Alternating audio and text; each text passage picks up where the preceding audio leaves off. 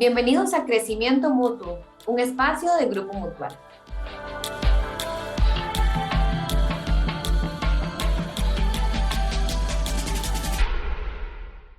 Hola, les saluda Catalina Chávez y hoy vamos a conversar sobre el fraude electrónico. ¿En qué consiste esto? Y lo más importante, ¿cómo prevenirlo o actuar en caso de estar ante una situación como esta? Hoy tenemos como invitado a Henry Rivera. Él es criminólogo con más de 10 años de experiencia en investigación y prevención de fraude. Actualmente se desempeña con una jefatura de tema de riesgo y fraude también, entonces, como pueden ver, es un experto en el tema. Hoy nos ayudará a conocer y comprender sobre el fraude electrónico. Muchas gracias, Henry, por estar hoy con nosotros en Crecimiento Mutuo. Buenas tardes, Catalina. Un gusto saludarla. Muy agradecido por la invitación, esperando aportar un poco de mi conocimiento en este tema que está afectando a muchas personas a nivel nacional. Crecimiento Mutuo es un podcast que nos permite ampliar diversos temas para continuar creciendo personal y profesionalmente. En esta ocasión queremos aprender sobre un tema que actualmente afecta a muchos usuarios de la banca, el fraude electrónico. Y es por esta razón que nos acompaña Henry Rivera, quien nos ayudará a estar prevenidos ante esta situación. Los fraudes electrónicos lamentablemente son más comunes de lo que pensamos. Henry, pero ¿qué describiría usted como un fraude electrónico? Gracias, Catalina. Primero comentarles que esta modalidad de delito data desde el 2016. De ahí en adelante empieza a tomar fuerza. Pero es en el año 2020 cuando los casos de fraude llegan a su punto máximo. Esto donde las empresas, el sector financiero, se ven en la necesidad de virtualizar sus servicios por la pandemia. Y esto es aprovechado por esos grupos criminales para intensificar los ataques a las personas, desgraciadamente con el único fin de sustraer el dinero de sus cuentas de ahorros.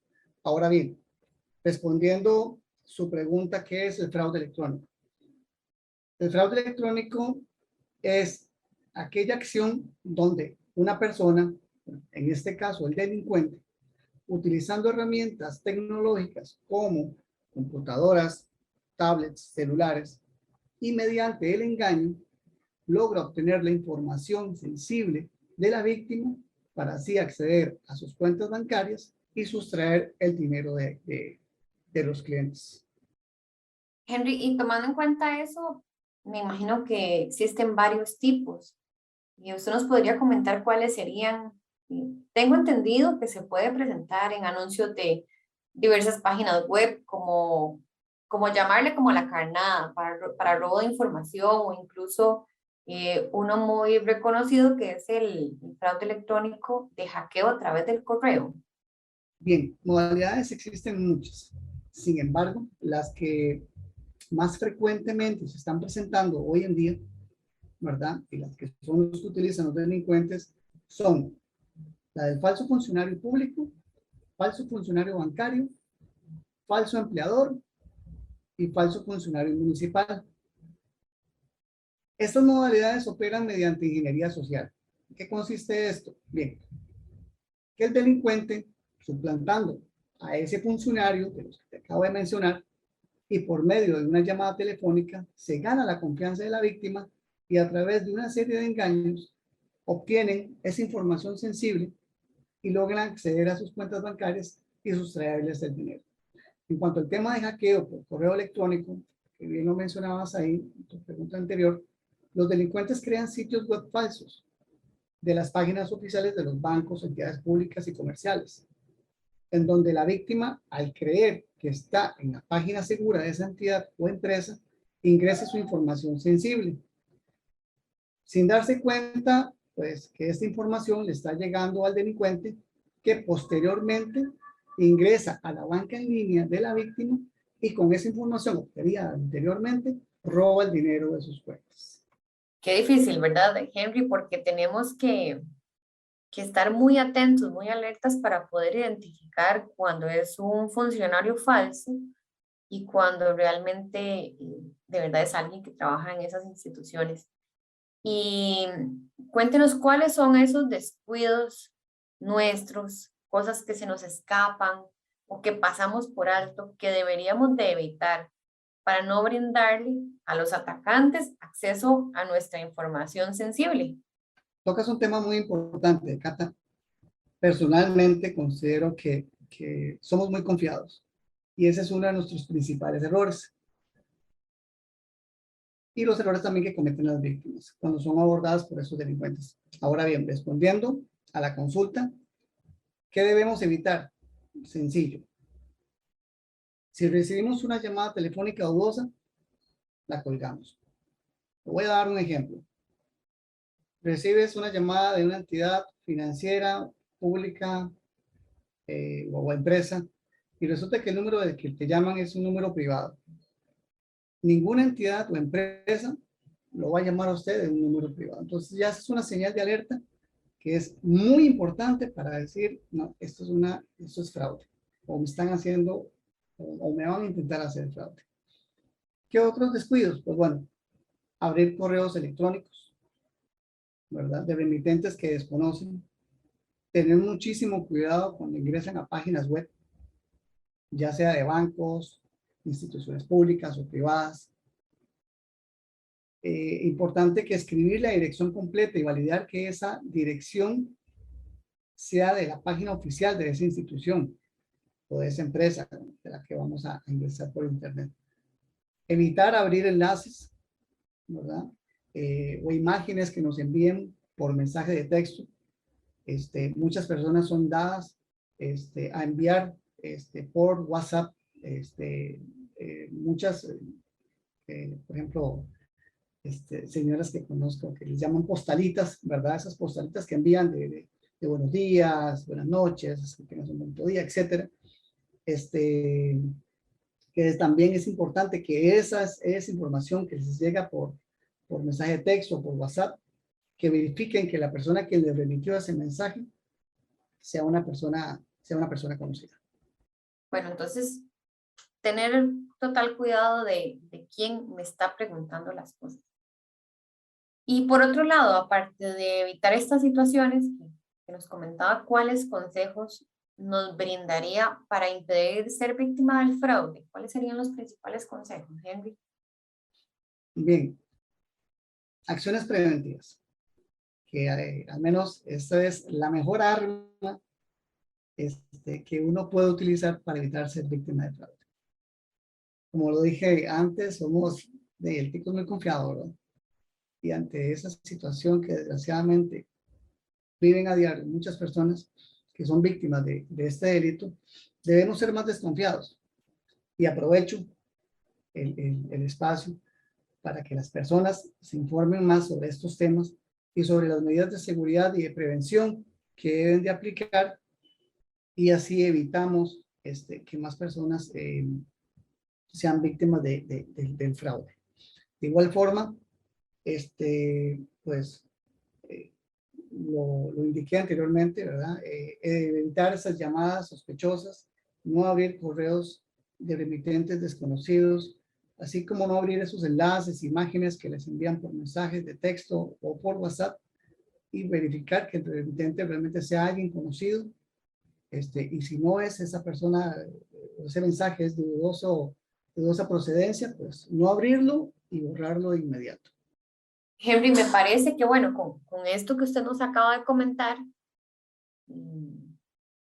bueno, no sé si habrá alguna herramienta tecnológica, pero apunta más al cuidado y la atención que nosotros como usuarios tenemos que darle al tema, como a que estemos más alertas, a no ingresar a links, a no brindar contraseñas, pines, usuarios, que son cosas que no nos van a pedir para hacer algo correcto, ¿verdad? Sería ya alguien como un delincuente cibernético que estaría buscando acceder a nuestras cuentas. Y mi comentario es correcto, es un tema que prácticamente la responsabilidad está en su mayoría en la persona a la que contactan. Eso es un tema de prevención, justamente, ¿verdad? Nosotros como dueños de nuestras cuentas, ¿verdad? estamos obligados a hacer un buen resguardo y un buen uso de ellas. Ahora bien, las entidades financieras, pues obviamente también ponen su parte al enviar información a los clientes sobre qué no debe de hacer, ¿verdad? Para evitar ser víctima de fraude. Entonces, está en nosotros, los clientes, ¿verdad?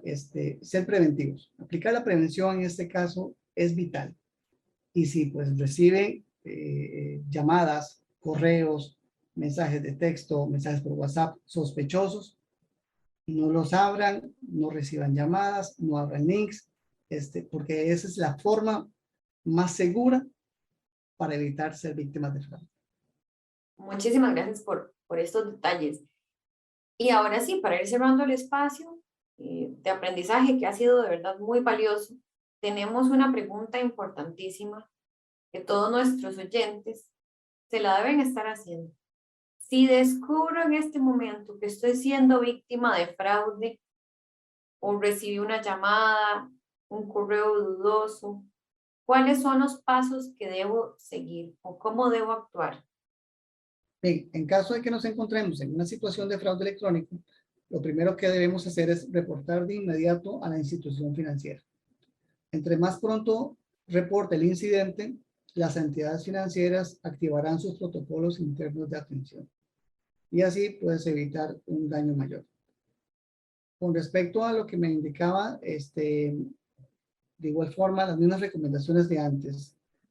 No abrir enlaces, no recibir llamadas sospechosas y aún sobre todo si son de entidades financieras que te están ofreciendo un servicio o te están reportando alguna situación de fraude, colgarla. Si puede, pues visite la agencia más cercana o llame directamente a su banco. No abra mensajes de texto o de WhatsApp de dudosa procedencia. Y finalmente, que también es algo muy importante, presentar la denuncia ante el organismo de investigación judicial. Bueno, me parece que ha sido de verdad un espacio muy importante para recordar cómo cuidar nosotros mismos nuestra información, nuestro dinero y no caer en las manos de esas personas inescrupulosas que lo que están buscando es quitarnos nuestros recursos económicos. Entonces, a tener más cuidado, a abrir nuestros ojos, nuestros oídos y a intentar detectar esas personas que pueden ser falsas y nos quieren hacer un mal. Henry, estamos realmente muy agradecidos por su participación en este espacio donde sabemos que nuestros oyentes van a poder poner en práctica estos consejos que nos dio y estar mucho más alertas ante cualquier sospecha de fraude electrónico. Agradecerle, Catalina, la invitación y el espacio. Espero que la información que les he brindado hoy le haya sido de mucha utilidad para los oyentes. Importante también que apliquemos la prevención, que eso es una herramienta importante, ¿verdad? Ser maliciosos, cuidarnos, y así evitar que los delincuentes puedan acceder a nuestros recursos que realmente hoy en día pues cuesta ganarse dinero. Reitero las gracias y estamos a la orden. Gracias a todos por escucharnos en un podcast más de crecimiento mutuo. Y como cerramos siempre, si es crecimiento mutuo, es mejor.